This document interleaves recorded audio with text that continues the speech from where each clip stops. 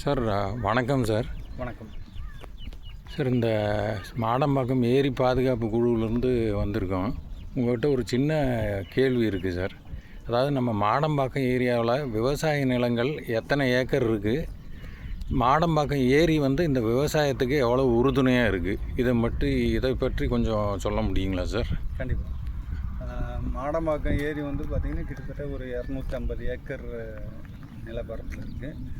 அதை நம்பி பார்த்திங்கன்னா இந்த வயல் ஆயக்கட்டு பாசனம் பார்த்திங்கன்னா 900 ஏக்கர் இதோட அந்த ஏரியோட பாசன ஏரியா.